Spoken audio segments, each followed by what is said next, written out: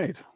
Hello, everybody. This is the Abbots Address, and it is Thursday, December 10th, 2020. Is that right? Yep, that's right. So, yeah, I've decided to do the live stream here just as a live stream in the YouTube channel. And, that way, if people want to check in live, they can. I'm increasingly less interested in just exclusively or mainly even being on the Facebook thing. It's got such a, I don't know, whatever. So anyway, I'm here in the YouTube thing, and we'll see how this goes. And I'll save it. If it's some comments or reviews, we'll make them available for people later too. And while we're waiting for folks to check in, this is kind of pouncing on people. It wasn't preset or anything, but I'm realizing I'm going to get a rock suit to put on. That would be appropriate, wouldn't it? Let me grab a rock suit here. You can see. Usually get to see this angle of the space. There's the little crazy altar. And here's the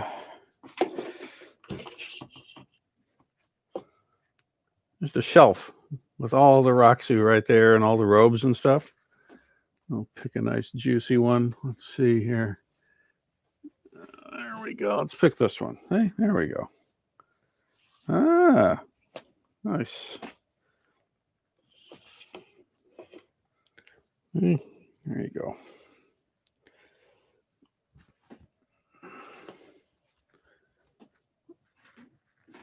That just feels a little better. Oh. There. See? Got my rock suit on. All right. So I've got this text service thing, and it's really coming out of being a little bit frustrated with the whole Facebook only thing. I long for the day when we have some better option than all this social media, some way of making it a little more, actually a little less subject to algorithms and ads and all this kind of stuff. But I came across this text thing that's been working really well. I tried it after thinking about it for a while. And just to put it up front here, if you're not part of that text community and you want to be, it's a way for us to interact without Facebook or Messenger or Instagram or any of these other things. Even email gets buried, it seems to me today. Anyway, I'm just going to say the number here. It's 419-863-1985. That's it. 419-863-1985. And if you text the word Abbots Address to that number, then I can connect you and you'll be part of the loop of things. So anyway, I sent that out, and I asked this morning, I said, I'm going to do an Abbots Address. Does anybody have any questions? And oh my God, look at all these. I don't know if you can see these. You can't really see them. There's just a ton of them. Holy mo. There's like, I don't know, 30 some odd, whatever, however many, a lot of responses. So we'll see how many I can actually get through and be useful on. But we'll give it a try, sort of like a alter side chat. And but I like responding to questions a lot more than having to just generate stuff. So we'll see. Oh, and I can see that Daimon is here and Frank is here. That's great. I don't know if anybody else is, but it's nice to see you folks are here. Okay, so I will anonymize who sent me these questions, but they're all Sangha members. And let's just I haven't read these yet. I haven't looked at them really. So I'll start with the first one that came in and work up until we feel like that's enough of that. And maybe you can just join me and spend a little time on this Thursday evening. Oh, Scott, hello. Kaishin, hey. This is fun. I can actually see people type when they do without having to duck around ads or whatever. That's good. Anyway, so let's take a look. Here's the first. A Sangha member writes, okay, working with feeling especially left out, isolated, having to make really hard choices between loved ones as holidays approach with social distancing. Well, yeah, let's get right into it, shall we? I mean, that's some really challenging um, stuff. It's really difficult. Um, it just sucks. I mean, let's just face it. I mean, it's a crappy thing. You know what I mean? And just because you're all zen and all doesn't mean it's not crappy. It's an incredibly difficult thing, and I think part of what's healthy is to just come to honest terms with, yeah, this sucks, and like not be afraid of that. It's not like the Dharma says, "Oh, come to Zen Buddhist training and nothing will suck again." Yeah, it'll all be just wonderful from here on out. Like, no, we know it's not. We recite our five remembrances. We are grounded. The whole Bodhisattva thing is hearing the cries of the world, and that includes our own cries. The Bodhisattva sheds a tear for all who suffer, including herself. So this is just part of that. Of course, it's a unique to us experience. It's a unique to us time. It's unique in our life experience. But on the long arc of human experience, it's somewhat banal. There's so many of our fellow creatures through the centuries and millennia who have suffered not being able to be in contact with ones that they love for whatever reason, for many reasons, just and unjust, planned, surprised. Um, and so, for myself, I'm in no different a situation than anyone else. And I feel the stress and strain of my own family members not being able to be the way we usually are. I mean, I would go and have dinner at my folks at least, like a regular Monday night, I think it was, every week, just every whenever it was. That's when I went, weekly thing. Well, that's a figment of the past for now, and that's difficult. That's very challenging.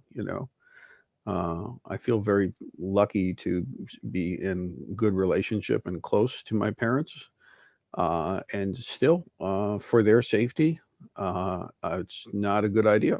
They're not.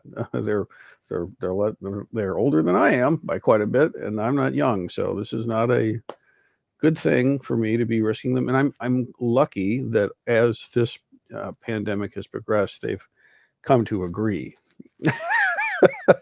And that makes it a little easier for me. It's a little easier for me because when all is said and done, uh, we can at least all agree on something like science and data. And yeah, this is spiking, and let's be careful. But still, um, it doesn't mean it's not difficult. So I'm not afraid of having to make hard choices. I'm not surprised by the fact that hard choices need to be made. I'm a little surprised it's a pandemic. I'll admit I didn't see that shit coming.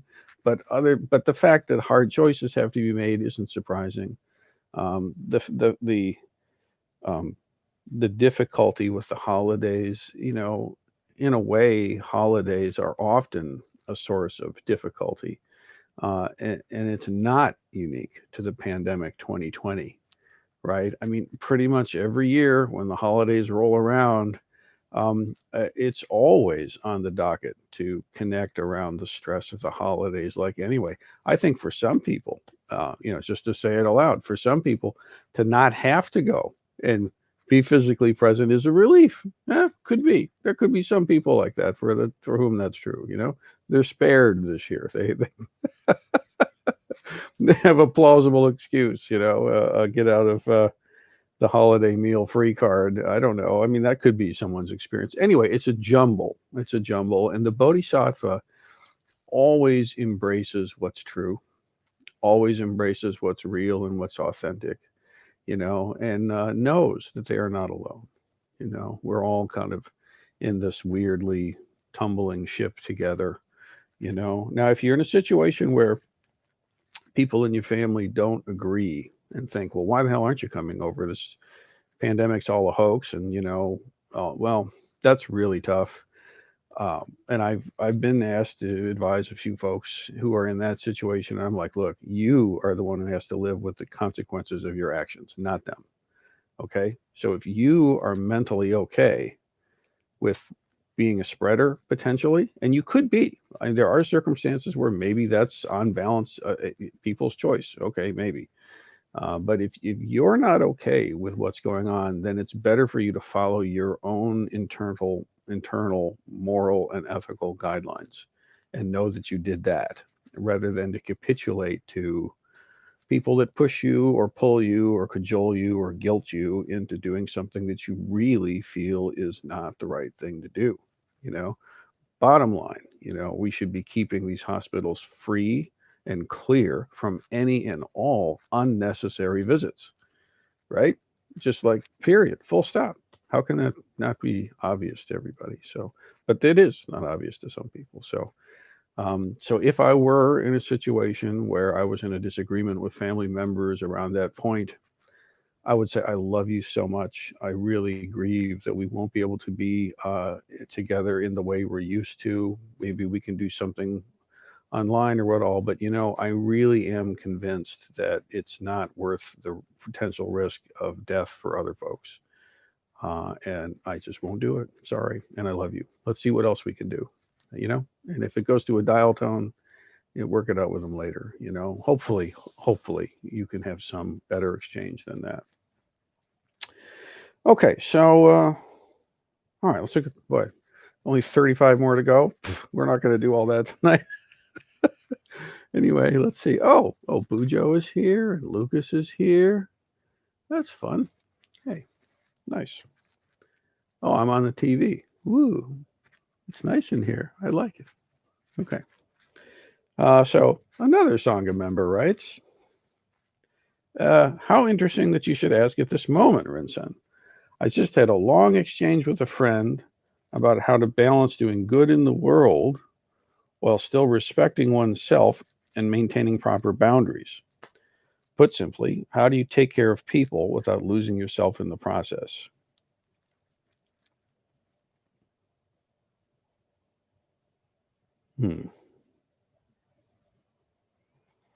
Well, what's coming up for me as I feel into the words here is that there's a dualism in there that's got a kind of a either or. Do I help me or do I help them?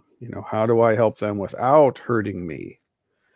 And I would say a life that's skillfully lived and happily lived and joyfully lived, an essential component to this is realizing that when you take care of yourself, you are taking care of others. And if you understand how to take care of others right, you'll be taking yourself as you do so. Caring for folks in a bodhisattvic way is not depleting.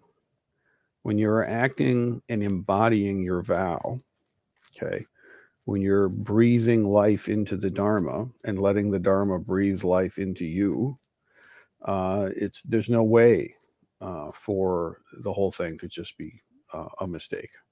Doesn't work like that. That's my experience anyway. Now, if I'm running around trying to help a bunch of people and I literally am depleting myself, I take that as a cue that that there's something I'm doing wrong and I need to stop and reevaluate what's going on.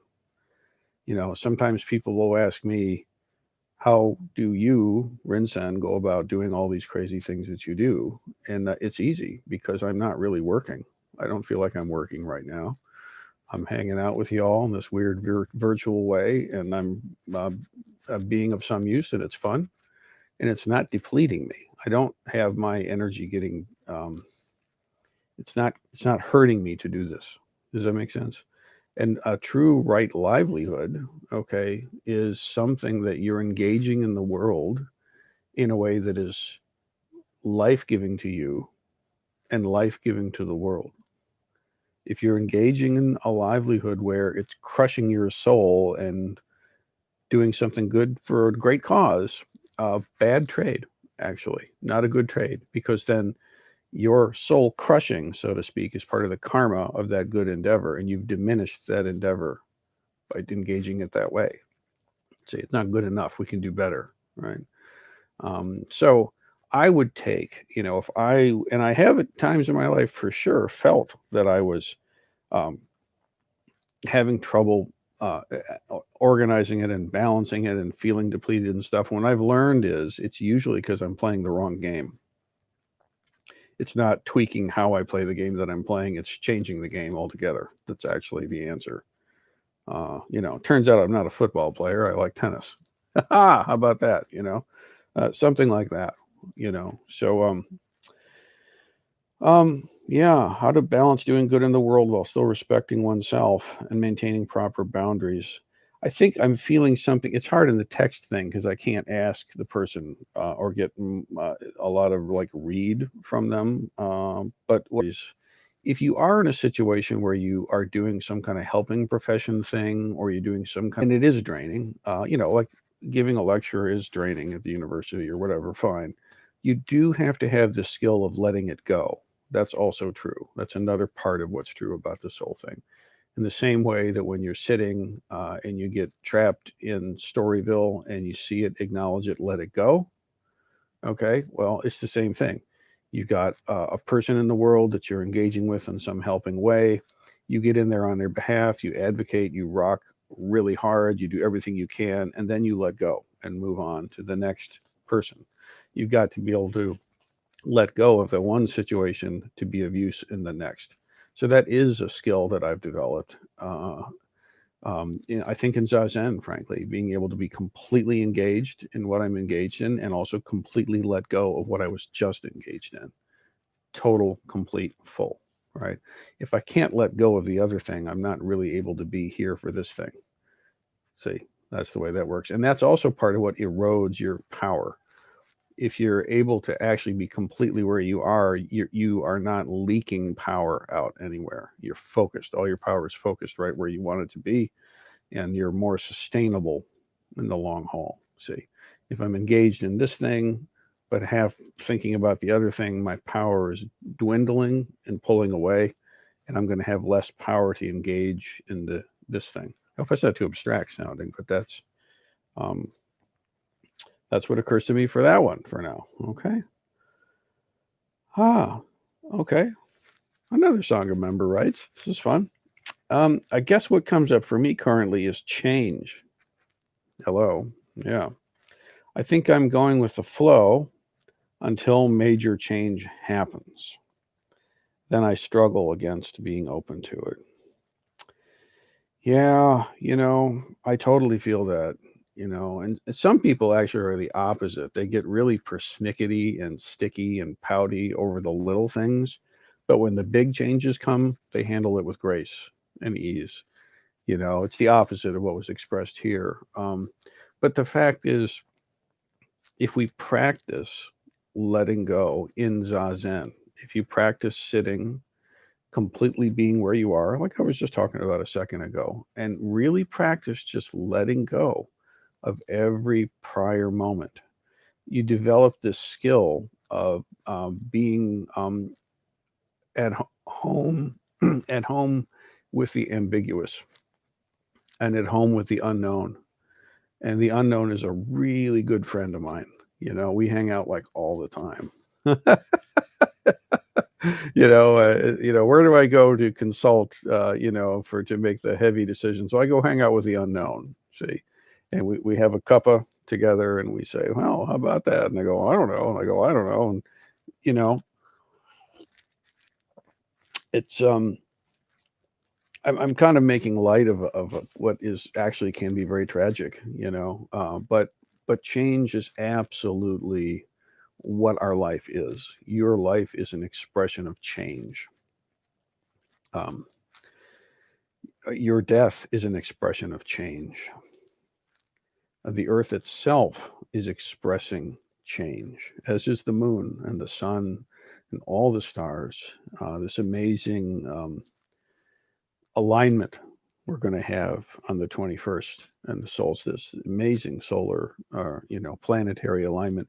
It's expressing change. It's here, it's here, it's here, it's here, it's there, and it's going to move on, And when you appreciate that things are in flux, that things are constantly processed, things are processed, manifest, then When you recognize that, you can appreciate the taste of each moment. See, and you have to be able to let that go for the next one.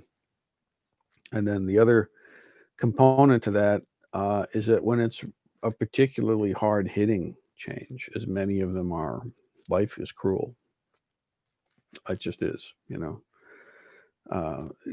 Part of it is knowing how to grieve really well, really knowing how to grieve, how to be the bodhisattva of grief, and really embrace and embody and express true grief without shame, guilt, judgment, trying to bury it, trying to just move on, trying to let go of it for that matter. When grief is what's rising, completely be the grief. Just go in. The way out is in. Go into the grief, be the grief, embody the grief. Don't be afraid of the grief. If it's a good and holy and just and true thing that you're engaged in, the loss of a loved one, or a life situation that's come to a conclusion that's sorrowful, or any of the, I mean, pick your card. Any one will work, really. If you're really in honest contact with your life, that grief is a sacred thing. And it's part of a full spectrum life and necessary to awakening. See, you have to be able to really, without fear, be with the shadows, the dark corners and the shadows and the hidden things. It's not all just sweetness and light. It's grief and it's sorrow, right? And that's it too. See, so the bodhisattva of grief, grieve well, grieve honestly, earnestly, truly, thoroughly, make it sacred. Grieve with your spirit, your spirituality, your own personal spirituality, and grieve in the community, the religious expression of ritual and liturgy in the wider community, but grieve for real. And don't rush it, you know. There are certain experiences in my life that the grief of which I hope to never get over. They deeply inform my patience and my uh, gratitude and my kindness and uh, my wisdom too.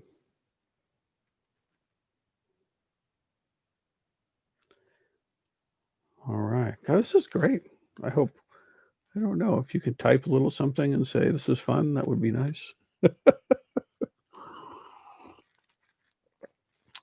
For some reason on the Facebook, when I do these live streams, I can't see the comments. They stop, and I just can't see them. Anyway, let's look at the next one. Another Sangha member writes, could you talk more about drawing on the energy of the ancestors? Oh, that's interesting. It came up in a Teisho sometime recently, and I want to hear more.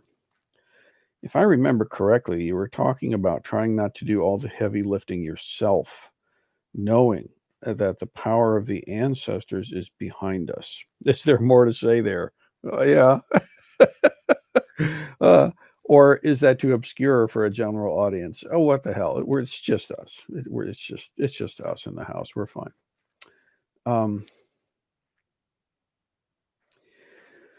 Wow, that's great.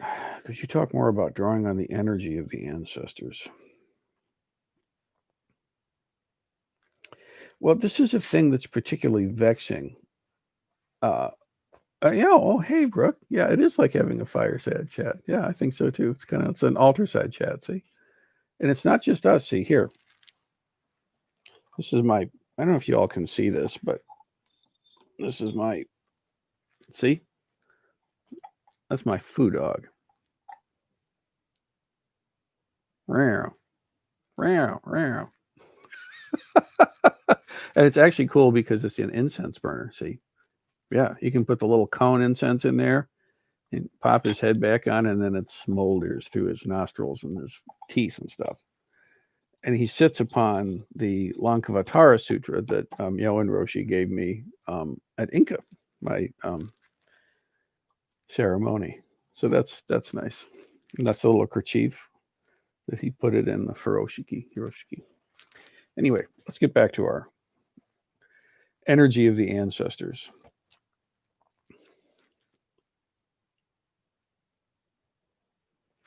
Well, in Zen, we talk a lot about Joriki, which is self power. That's our ability to put our mind where we want it to be for as long as we want it to be there. Bang, right? There's also Ta Riki, which is other power. And I think initially in the Zen tradition, as it was presented and digested in the West, the first generation or so, there was a lot of shying away from other power because there are traditions that are exclusively other power oriented. Just chant Nam Myoho Renge Kyo and you're good. The other Buddha will take care of you when you die or something. And so there's a lot of history behind these things. But the ancestors are always there. And I think the Zen Buddhist tradition writ large has a lot of relying on other power, actually, as you get into it, the deeper recesses. But the lineage in particular is at our back. They are there to help us.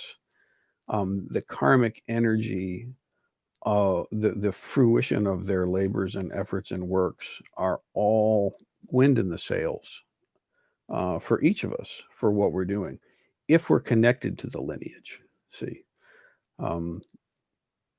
this is a big deal about Jukai and taking Jukai and receiving the initiations and empowerments of Jukai, because in this ceremony we say, "Truly, now you are a child of Buddha." Right? We say this, and you get this lineage chart, and as those of you who've received it know, there's a red circle, an Enzo, and then it goes down to the historical Buddhas, and then to Shakyamuni Buddha. The historical ones are mythic from ages past, and then Shakyamuni Buddha, and then Mahakasyapa and Ananda, and it goes all the way through, yada, yada, yada, and with this red line of blood, and it goes down to Myoen, Jiyu Kennet Roshi, and then from her teacher to her, and then Myoen Roshi, and then to myself, and to Doan, and to you. In our Sangha, this is how it goes. And then, interestingly, it goes back to that circle. So what you see here is a circulation. It's not a one-way ticket. Okay, it's not like the energy of the absolute basis of reality filtered through the awakening of the great beings and the great teachers and all this, and your current teacher comes and puts it into you and it stops there. And you just kind of like hold it. Yeah, it's not like that. If you know what you're doing, or as you learn what you're doing, you take that and cycle it back. And so circulation happens with this energy. So it's important to think not as giver and receiver, not as needy and helper, empowered and less powerful, or any of those kind of dichotomies. What it is, when you connect with the lineage, you are circulating. You become a link in the circulation, the circulatory system of the lineage, if that makes sense. So what's important, and in my view, critically necessary, you must have the rituals, the rites, and the empowerments within the tradition as the tradition understands them in some recognizable form. Now, obviously, the human side of religious tradition is that they change over time. They change over culture, and I think that's delicious. I think that's great. That's all good. But the heart of it doesn't actually change. That red thread does pull through, right? So you need to connect. You got to get connected. See, and so Jukai. Now, once that's in place, it's a matter of receiving with an open heart, mind, and body, humble and just open, receive. And you have to be able to see your teachers. You have to be able to see the lineage as embodiments of these qualities, these wholesome qualities. Fallible humans, to be sure that they are, but it's necessary for you, for your benefit, visualize and see as conductors of these wholesome qualities. And I'm talking about the paramitas. generosity, moral discipline, patience, so on. Okay, so you see these as almost like those are um, like when Tinkerbell goes around, whoop, and there's dust. So the magic dust of generosity. Okay, so it comes from true nature, manifested by Buddha through all the lineage, and some of this dust is coming around, and it comes to you through the lineage, and you don't just hoard it; you give it, you cycle it. Okay, you think of yourself as a conduit for this patience. You think yourself as a conduit for this generosity. You don't take it and hoard it and try to put it on the wounds and make yourself better so that then you can go and help people. It doesn't work like that. That's a failed strategy because it's dualistic. And it's not how it works anyway. Okay. What you do is you receive, you um, become one with, and you give. You give it out. You hold nothing to yourself at all. This is the bodhisattva mind and heart.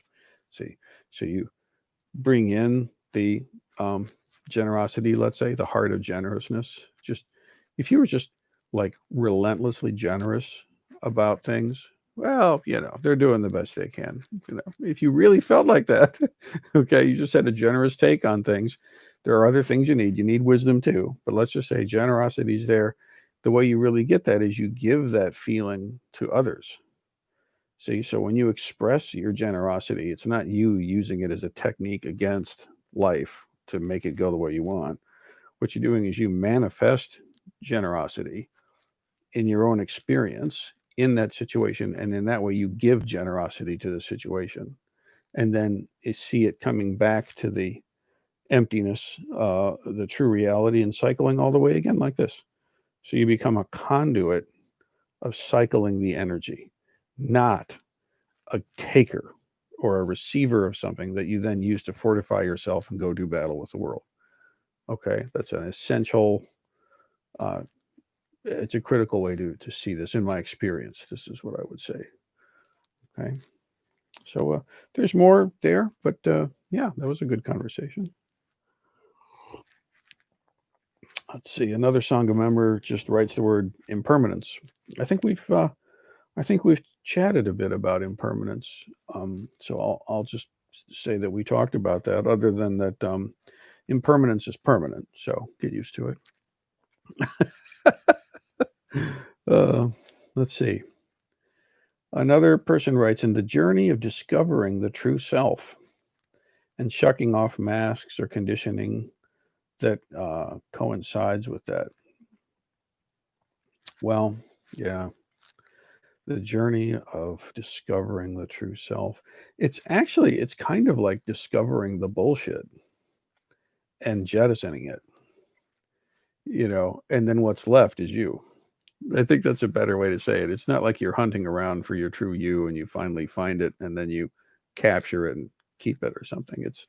It's really a matter of, at least experientially, the way it is in the initial first 10 years or so of training, is it's like you encounter things that are cruddy and obstacles and barriers, and they have to be released and let go.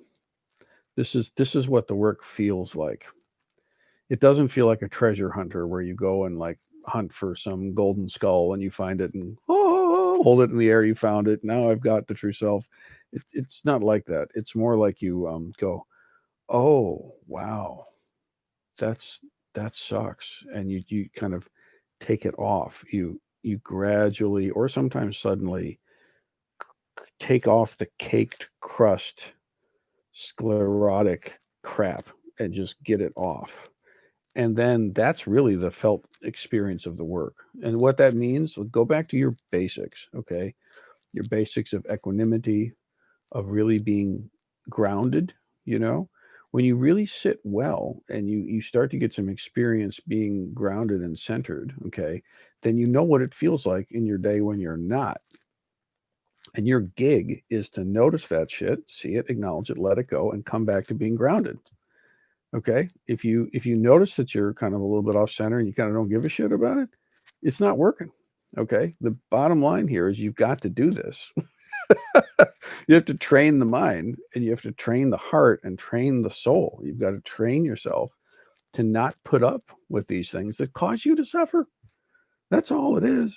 It's not like trying to get you to conform to some bizarre externally enforced set of social constructs or something. It's talking about, look, every time I go like this, pow, it hurts me. And it takes a long time, and I suddenly realize, bang, oh, that hurts when I hit myself in the head. And then the next step here, honey, is to just when you feel it happening, don't do that. You know, like notice, oh, I'm hitting myself in the head again. I'm going to stop that. You have to actually stop. And if you're used to doing this, it'll feel weird to not do it anymore. It'll feel like something's wrong. Like I'm supposed to be doing this because that's what you're used to doing, So it's a, the paramitas are the guide here. Okay. Generosity, moral discipline, patience, etc. These things we do in the daily liturgy. Pay attention to these things. See, and when you notice them not manifesting, what's blocking that from manifesting? What's the armor that needs to be taken off? What's the story that just doesn't fucking serve you anymore? For God's sake, time is clicking by, right? I saw a picture today on the Carpets by Otto Instagram. Okay. There is one. Check it out. And that's my family's business, if you don't know. And my dad is there in front of his new building that they're building. And this was shot back in like 1987 or 6 or 8 or something like that. So he's something like my age. That's some weird shit, I gotta say. There's a picture of my dad when he's like my age and building his carpet store and stuff. It's like, man, time goes quick.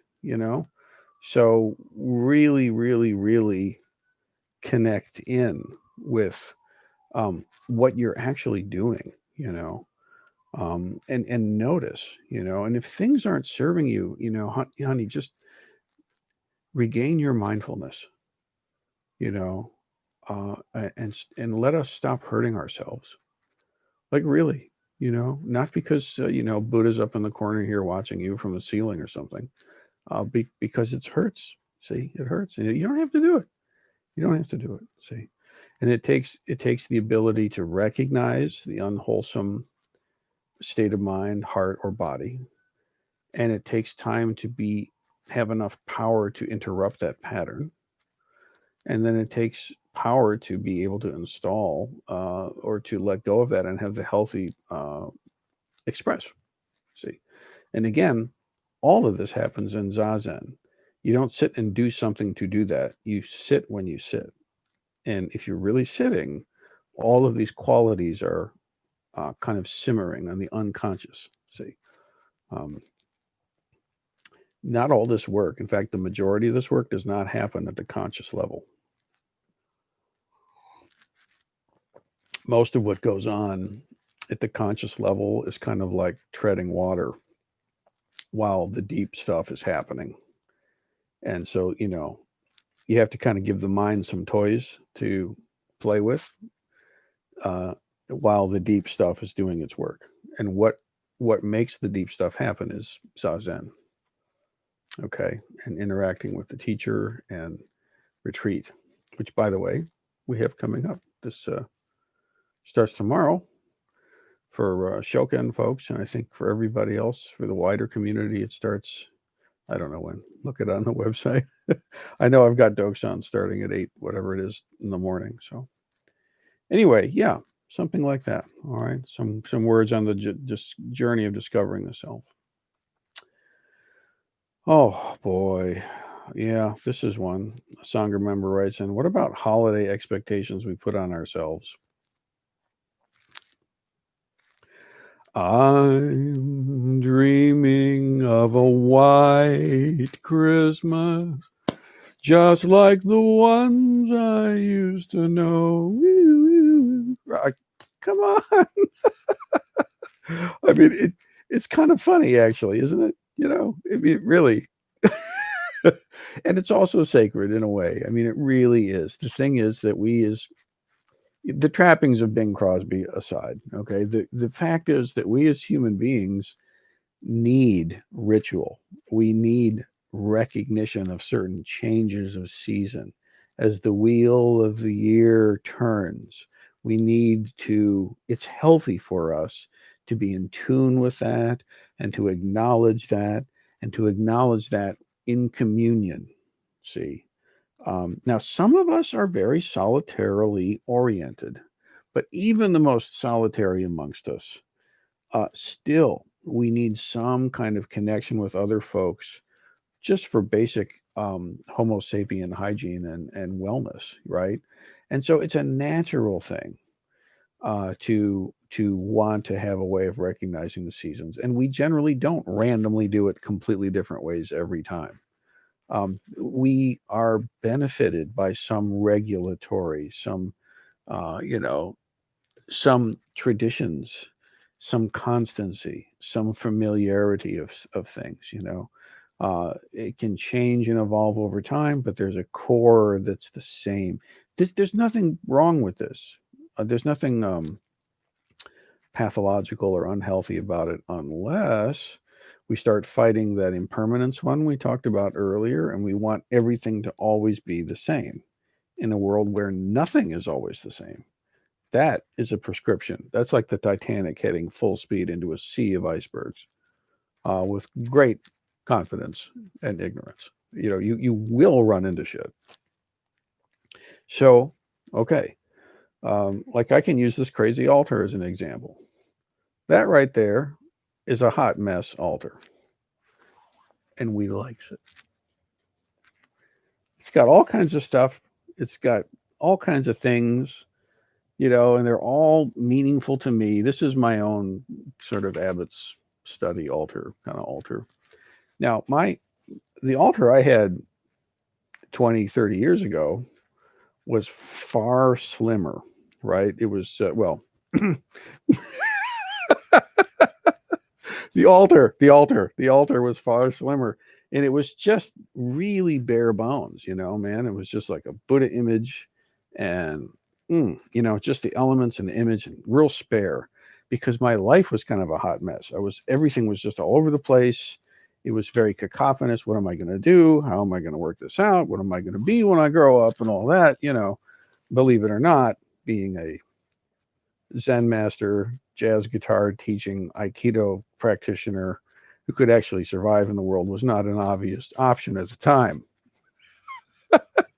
So my altar needed to be clean, clear.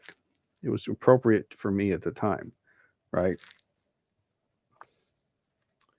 And then interestingly, as my life path has manifested more and more clear, direct, you know, the path is before me, I just walk it now. I like a little hot mess on my altar these days, right?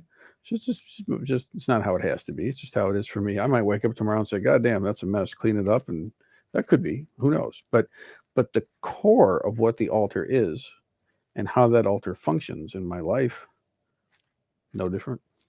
Same, same. So in terms of holidays, there's a core here. What's the real core? Is it Bing Crosby telling us how we should all be and what our family ought to do? No, it's not that. But there is a core, and Bing sang it well, actually, for his time and day and place. Well, how do you sing it? What does it mean for you in this day, in pandemia, right? At this place, how does it look? So don't worry. I would encourage you not to get hung up on the accidentals. You know, if you're lucky enough to age, inevitably, uh, our loved ones who are not so fortunate will cease to be able to be there and to participate. Guaranteed, right? The family that used to be, God, when I was a youngin, you know, there was a set band. We got together my whole youth, my whole childhood. You know, it was always rock solid this way. Well, we all get on, we all get older, you know, the kids end up having kids that have kids, and suddenly different things happen, and you know, this is there's some grief there, but it's also beautiful in a way too, right? What's the core of the holiday? Think on that a while, acknowledge it, you know, and then meet your moment in a way that works for you. All right. This is fun. Oh, let's see here. Oh, let's see. Let's see. An Sangha member writes, no questions I can think of, but I like the blue stuff and the purple stuff being added to the new temple videos. Reminds me of the Tara meditation. Yeah, I guess it does. Those different colored protection shields. Yeah, that's fun. That's become kind of a funny thing on those videos. The pink construction-y stuff or whatever. All right, let's see. I'm noticing we're on to 45 minutes. I'll go a little while longer. Okay, so hi there. Thanks for asking, writes another Sangha member. This is funny. This is fun. This is probably too basic, but I've been thinking a lot about how unhelpful talking about others / gossiping is to my practice and the karma that it might create in my life and the lives of others.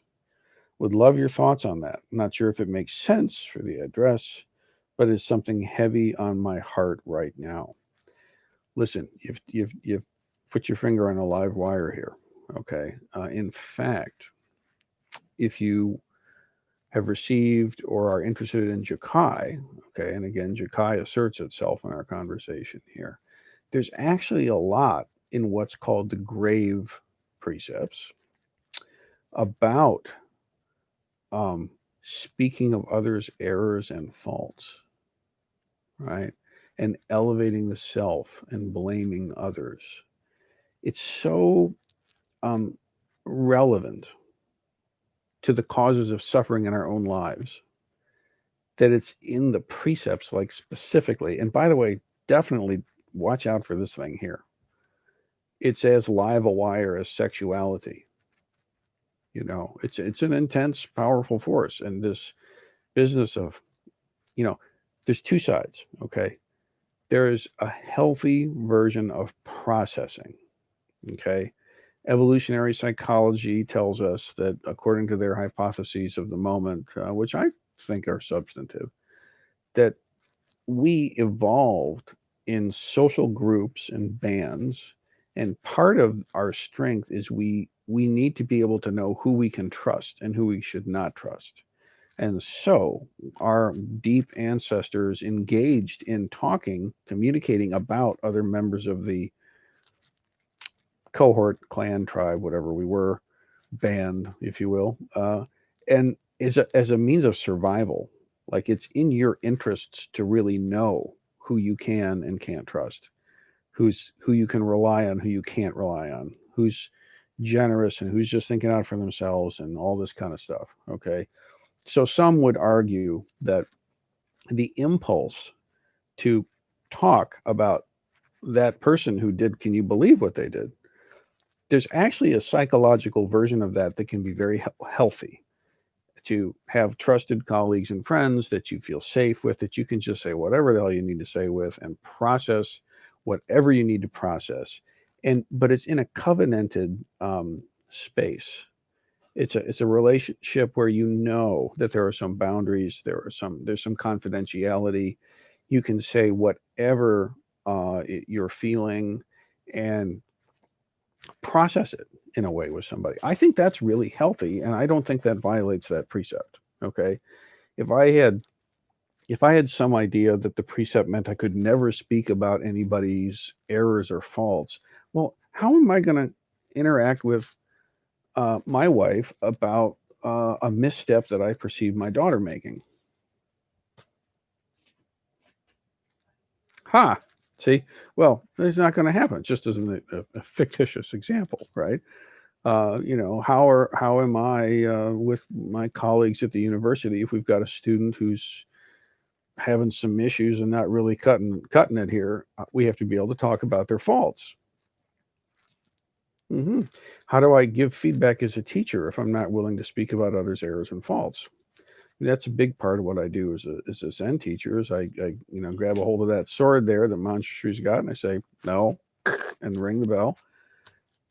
Okay, well, so that's all healthy. There are healthy versions of that, and I think that's worth appreciating and acknowledging. Okay, the unhealthy version of it is when there's this kind of sweet, um, it's almost a lustful, like angry, like fuck them, kind of thing, and you rev the story over and over and over. And now we're ruminating. You're not processing, you're ruminating. Okay. The algorithm of the thing is taking you over, and it's running itself, and it's taking over your mind. That's not good. That's not helpful. It's just not helpful. It's not helping you. It's not helping them. It's just being stuck. See? So that kind of thing is not good at all. See? And there's also a way of kind of assassinating people's character. You know, death by whispered conversation kind of thing. You have to be very careful if you're manipulating your words to your profit. If you're trying to wreak havoc on someone's reputation for revenge, you need to know that that's where you're coming from and see it, acknowledge it, let it go. That's not healthy. See, that's directly a violation of that process. So, big person pants. Okay. There are times when you need to be able to talk and process. That's fine. No kidding. It's actually healthy. All right. There are times when you're ruminating, let that go. Not acceptable. You can do way better than that. Okay. Okay. I'll take maybe a few more here. Another one asks, of course, we still got 11 people here. Looks like there's enough people hanging out. How to keep practice strong when you're getting tired of virtual connections?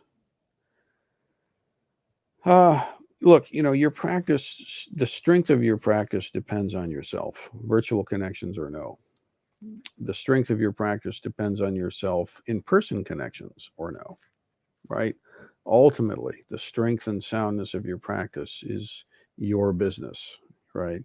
Now, if virtual connections like this feel useful to you, use them. If virtual connections like this feel just like not useful, don't bother with it. It's totally fine. The thing that is mandatory is your practice. See, so that's what the focus is. If your practice is being weakened in some way by all the virtual stuff, Zoom fatigue or what have you, don't do it. Go solitary for a while or engage with other ways. It's totally fine. The most important thing is not that, you're logged in on this thing here. It's that your practice is strong, right? So that's what I would say, how to keep practice strong when you're getting tired of virtual connections. Yeah. Take a break from the virtual connections. It's okay. That's what I would recommend.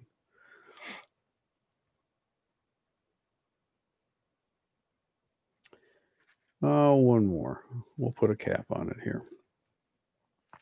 So, how about anxieties about drifting away from practice and coming back to it, especially as both the pandemic and political concerns grow?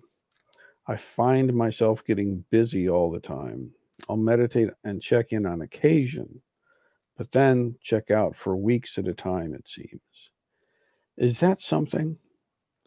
If not, it's all right. I can look at past addresses. No, I would say that it's a very common experience. I mean, if we were in a room of 100 practitioners and I said, how many of y'all ever have had a phase where you drift in and out of practice? Put your hand up. If every damn hand doesn't go up, somebody's lying.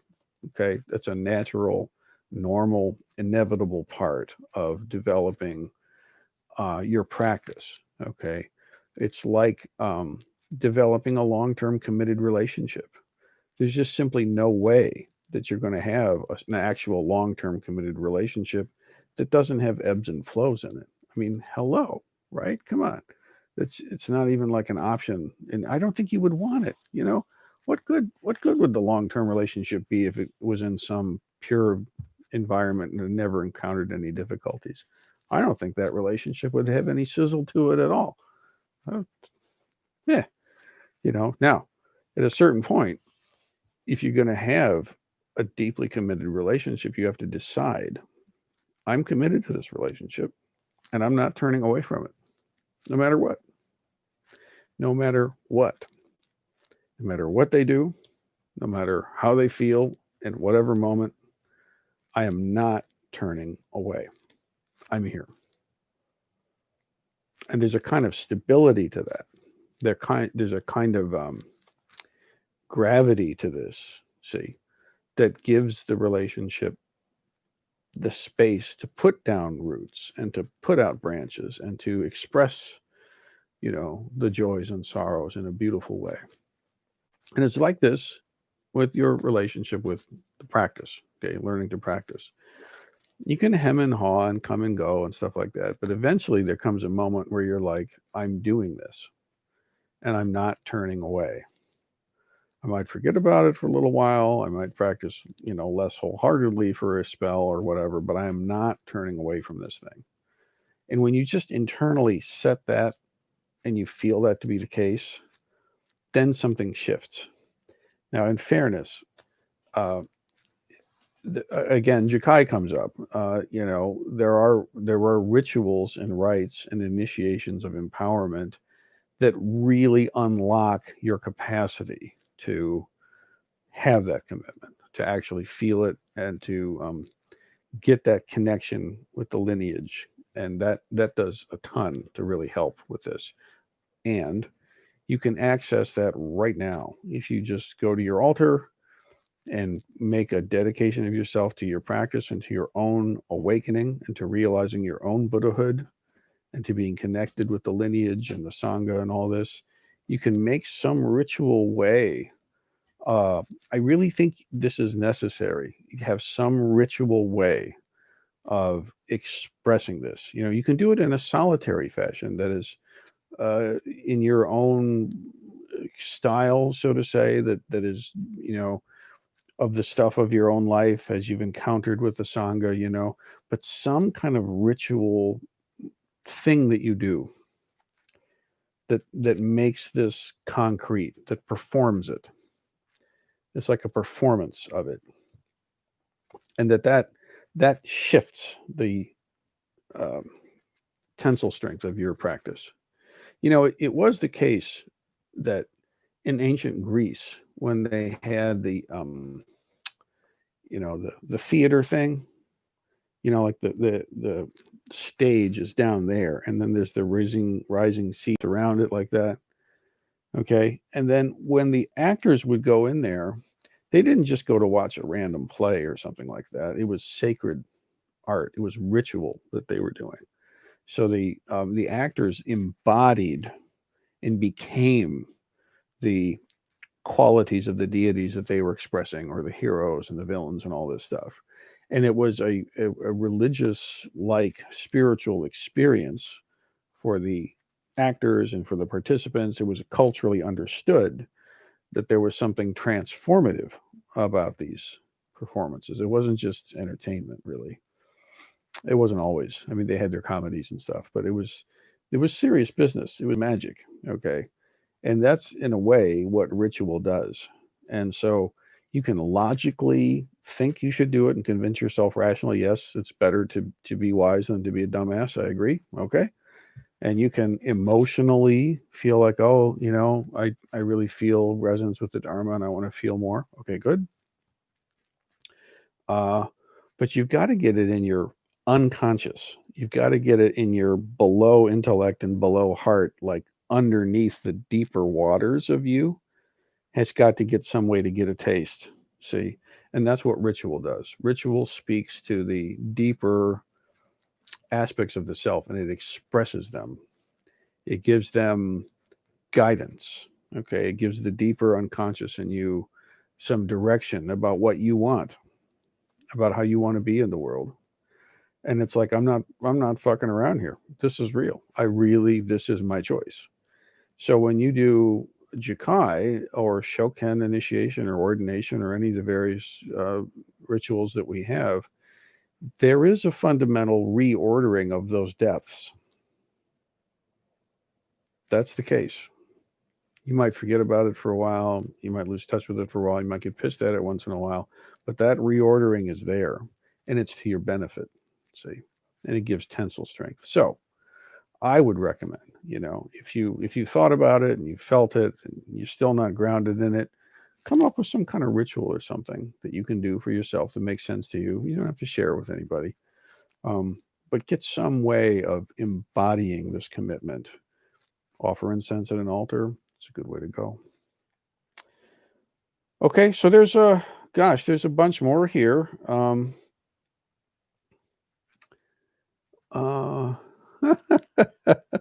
But I'm getting tired, and I'm feeling like I'm going to start being less useful. But I'm going to make a rememberal. Ooh, a rememberal. That's a Harry Potter thing. Yeah, you shake the thing or it turns red. I don't know, whatever. Anyway, I'm going to remember where I was. I'm going to take a little picture, and then we'll pick this up again, and I'll start with that and keep addressing these things. And this is a really nice way to do it. Thank you for those who've been connecting and hanging out on this dark winter night. And let's just dedicate the merit together. So by our time together, may the Dharma flourish. May the obstacles to our practice be removed. May suffering be relieved. And may we have some more fun and joy in our life and in our day. May we be of use to the world. May it be so. So you know what? Do something crazy and share this. If you haven't if you haven't subscribed to my YouTube channel, please do so. And hey, smash that like button, yo. That's what it's a good thing to do, and that's what I see YouTube people doing all the time. They say that, so me too.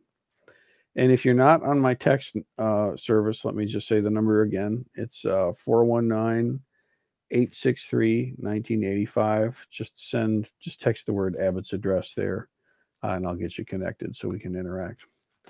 Okay, thank you, everybody. Blessings. Oh, Shugen, send that into the text thing, and it'll get captured there, and I'll address it then.